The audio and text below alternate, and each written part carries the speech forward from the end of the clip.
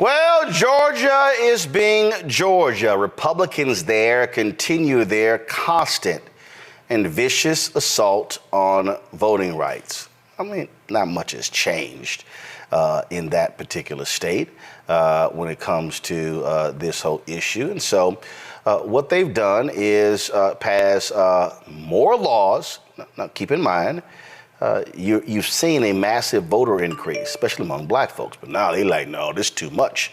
So some Georgia civil rights groups say the new election laws are, you know what, going back to Jim Crow, and they are more about voter suppression. Governor Brian Kemp signed Senate Bill 202, which makes sweeping changes to early and mail-in voting, absentee ballots, food and water for folks who are voting in line, and the state election board's ability to take over any underperforming election office. The bill also removes the Secretary of State from the election board. Joining me now is Melanie Campbell, President and CEO of the National Coalition on Black Civic Participation.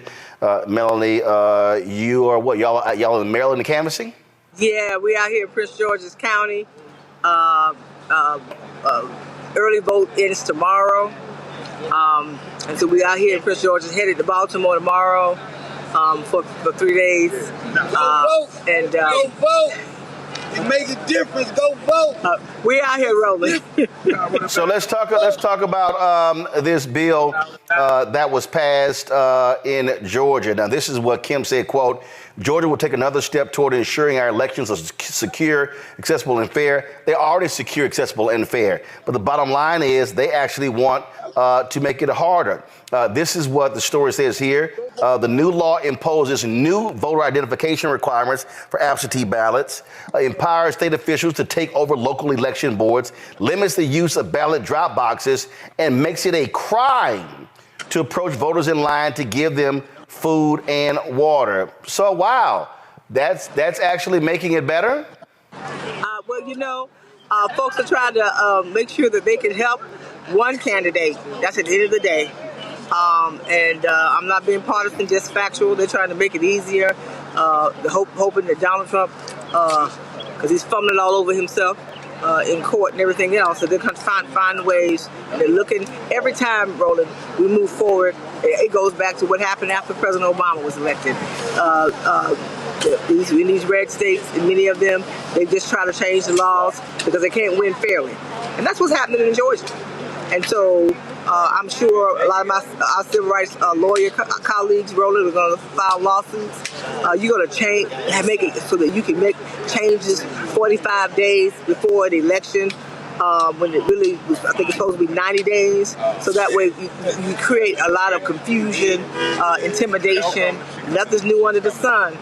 But we out here at the power of the ballot, and I know folks down there in Georgia, and Deborah and Natasha and Helen and a whole lot of other folks that's out there doing it, going to fight the fight. But it does make it difficult. This was a two-page bill that all of a sudden blew up into this larger bill. Right. And then this story here that says that, first of all, any Georgian can lodge an unlimited number of challenges to voter registration and eligibility. Okay. Now, we saw what happened the last election when Black Voters Matter had to go to court over the similar thing.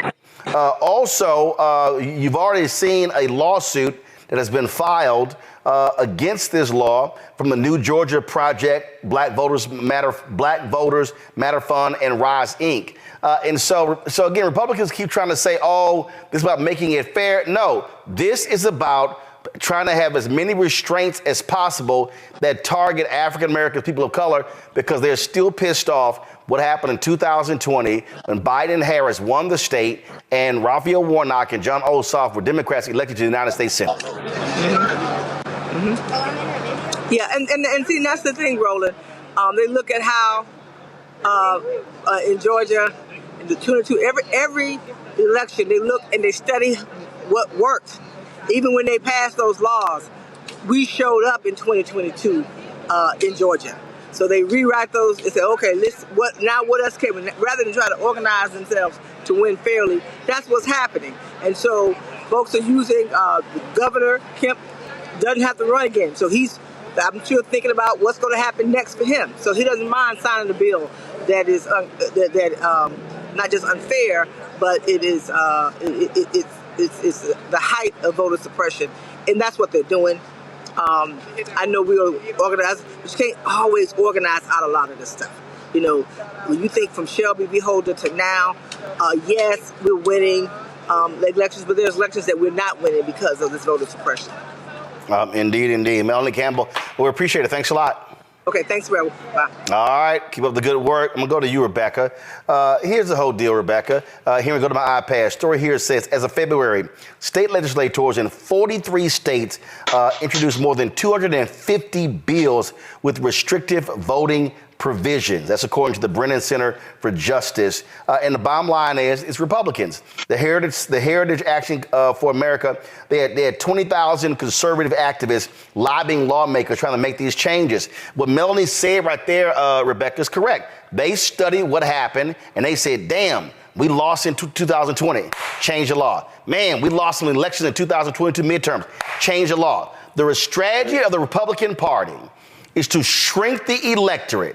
If they could decrease, if they could make it harder for black people and Latinos to vote and young people to vote, then their whole deal is we can win if we shave off 2, 3, 4, 5, 6, 8, 10,000 people, remove folks from the voting rolls. Their entire election strategy is to shrink the electorate.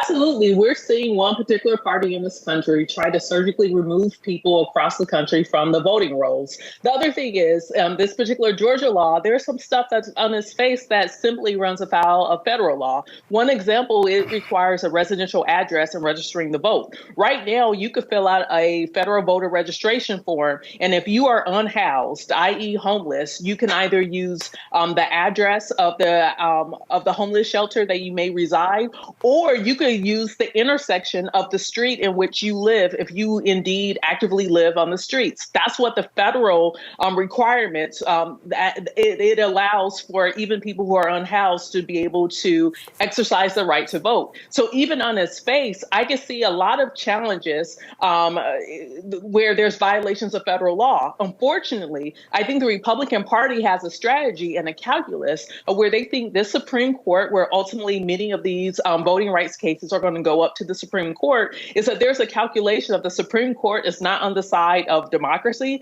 not on the side of expansion of voting rights, but is on the side of the party that wants to further restrict people from exercising their right to vote. Yeah, I mean, and bottom line is they don't want everybody voting. Fanbase is pioneering a new era of social media for the creator economy. This next generation social media app with over 600,000 users is raising $17 million, and now is your chance to invest. For details on how to invest, visit startengine.com/fanbase or scan the QR code. Another way we're giving you the freedom to be you without limits.